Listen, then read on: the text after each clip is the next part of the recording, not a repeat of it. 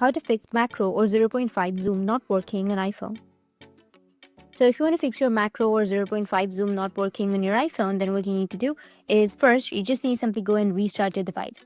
So press and hold your power button and then volume up button, and you will have this kind of interface. You need to just slide to power off, and after that your problem might be fixed. If that doesn't fix your problem, then the next thing you need to do is open up your settings.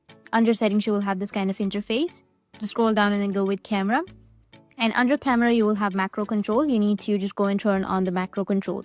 Or if you don't find it, you can also search. And under search, you need to search for macro control. And once you find the option, you need to turn it on. Or the next solution is just go back, and same under your camera. If you scroll down, you will find an option of lens correction. This feature corrects the lens distortion and front and ultra wide. So sometimes this can cause the issue. So just go and toggle it off for a few seconds and then again turn it on, and it might fix your issue. But if that still doesn't fix your problem, then the next thing is go with your general. Under general, go with software update. And if you have any updates on your software, you need to just go and update it. After updating your software, your problem might be fixed. Or the next thing you can do is just go back.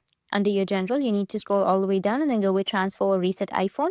Once you transfer or reset your iPhone, your problem might be fixed. Go with reset, and here go with reset all settings, or go with reset network settings and reset, and your problem will be fixed. That's it. And if you have any questions, feel free to comment below. Thanks for watching.